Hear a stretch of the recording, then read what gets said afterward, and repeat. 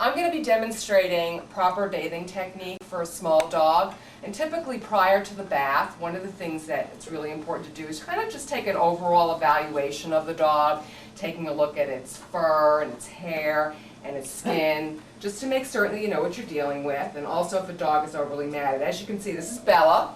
She's a 2-year-old Maltese, and she's long. Maltese have kind of wispy, very fine hair. It can mat easily if you don't regularly comb it, and she does have a couple of mats.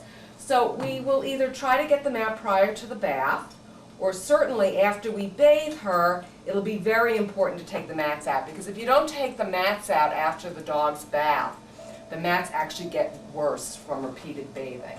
Okay? So we're just going to handle her a little bit. She does have these little wispy knots, which are coming out quite easily. I use what's called a greyhound comb, and it's got wider teeth on one end and narrower teeth on the other end. And we'll do this after her bath as well when I'm drying her. Okay, so I think we're going to get her ready for the bath. Okay, so we're going to bathe Bella right now. And Bella's small enough that she can fit in the kitchen sink. And what's sometimes really nice if the dog has proper footing is either to have a rubber mat. In this instance, I have kind of a rubber wired thing in the bottom of the sink so that she feels secure when she gets all soaked up. Okay? Important to get the water temperature warm. You don't want to get it too hot. You don't want to get it cold. Okay? And the first thing we're going to do is we're going to get Bella wet. Okay? It's okay, sweetheart. Good girl. Good girl, Bella.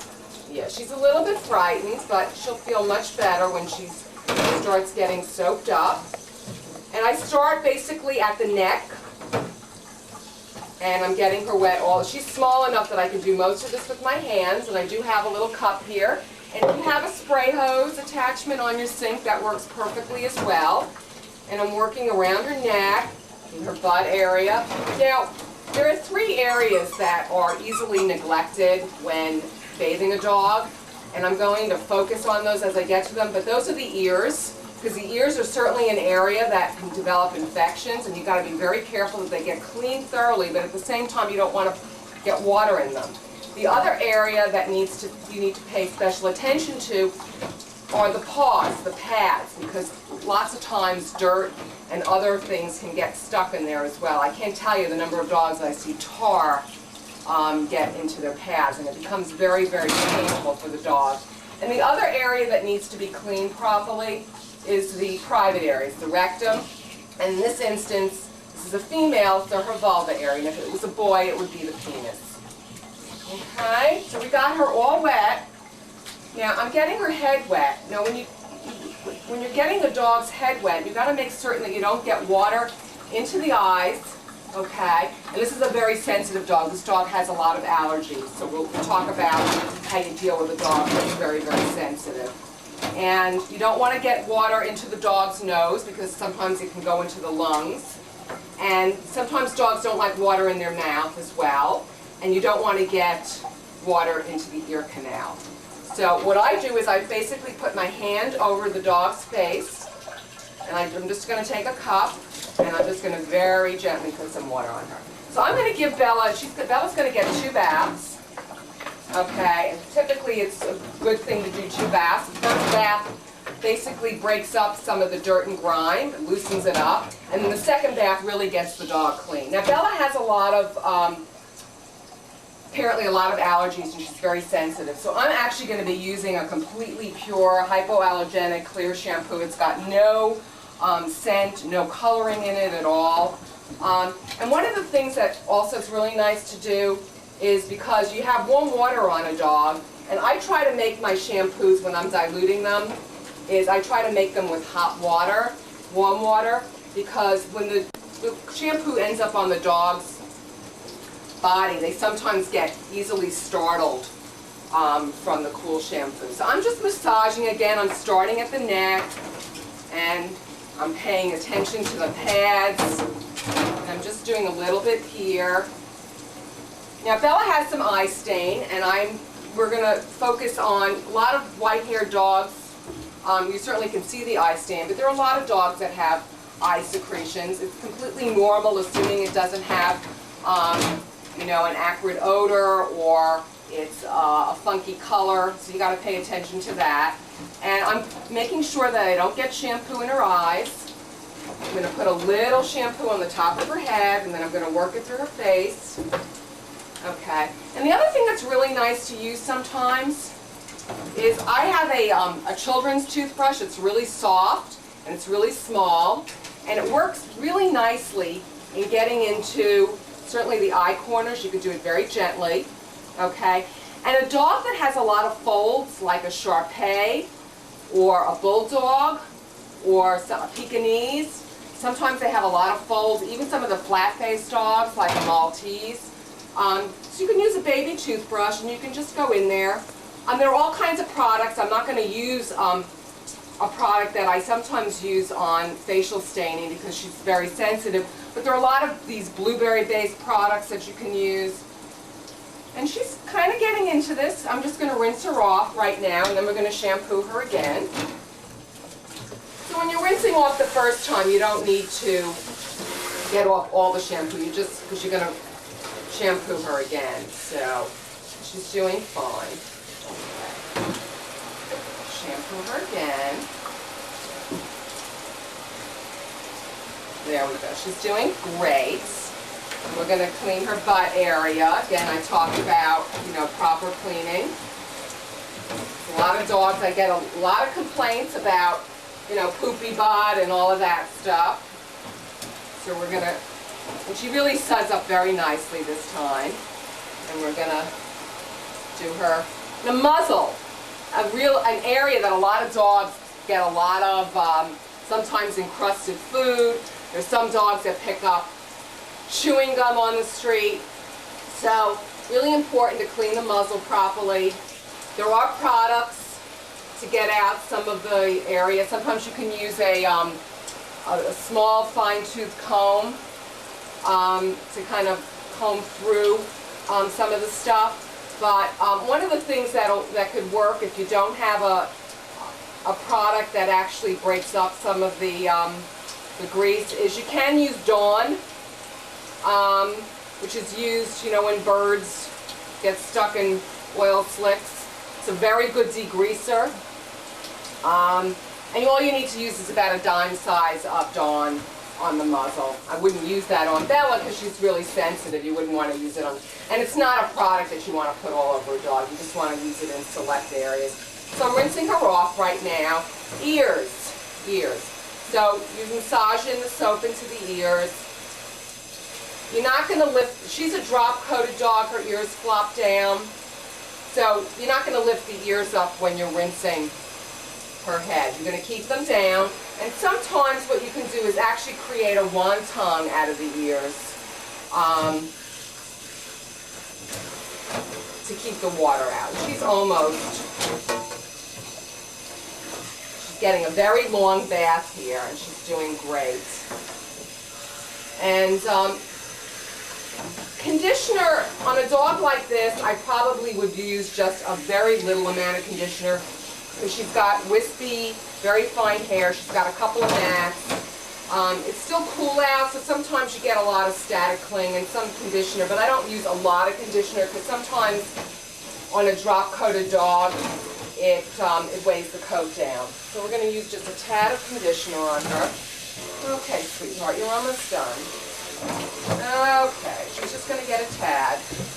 I'm just going to massage it into her legs. This is not a conditioner. Some conditioners you can leave in. This is something we're just going to put on her. You never condition the head. Okay, so we're rinsing it off now, and she's just about done with her bath. I'm going to make sure that all the soap is off. You don't want to leave any soap residue on a dog. They won't get a proper groom, and also they can get skin irritation. So you really want to make certain that she's thoroughly rinsed out. And a bath is it's a really nice way to bond with your animal because, you know, it's warm, the water is warm, and you're massaging the dog, and it's just a nice way to bond and with your animal. Okay, sweetheart. And we're just going to make certain, again, I'm going to cover her eyes. We're just going to... And she's all done. And what I do after, right before I bathe, okay, she's done with her bath. I'm basically going to wring her out like I would wring out a washcloth. And I start with the legs, and I'm holding her very firmly. I'm just wringing out. I start at the top, and then I go down to the elbow, and then I'm going down to the paw, and I do it on this foot. And I kind of go around in a circle on the dog. I do the legs first. I do the ears. I do this. She's got some hair. I'll kind of squeeze out the water in the hair, and then I'll do it again. Okay? And a dog like this, when I'm drying, because she can easily get matted, is you're not going to take the towel or whatever, or this is a cami cloth, which really absorbs water, but I'm kind of just going to blot her and squeeze her. I'm not going to go like up and down and all around, because she'll get very, very easily matted. And there she is. And she's got quite a number of mats on her. You can really see them. When the dog is wet and you can see down to the skin, she's got quite a number of mats. Most of these will probably come out pretty easily. She's very pink and she's very delicate. Okay, so we're going to just show very, very briefly.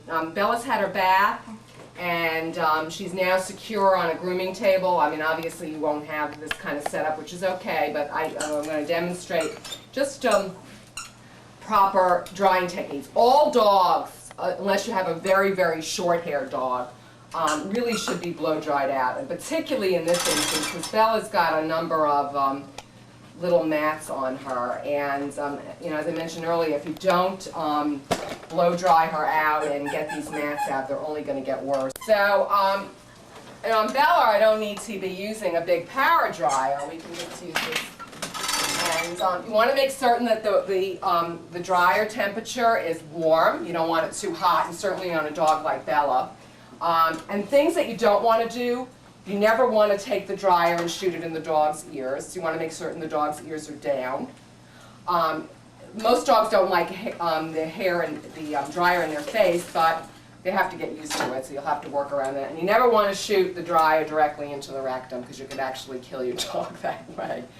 Just so you're aware on that. So when you're working on the back area, and that's particularly if you have a very powerful dryer, you really just you're blow drying down as opposed to straight. Okay. So we're going to start, and what I'm using on a dog like this, because she has really sensitive skin, is I'm using a pin brush, which is very gentle, and I'm brushing her as I'm putting the heat on her. With a dog like this, you want to blow very, very straight.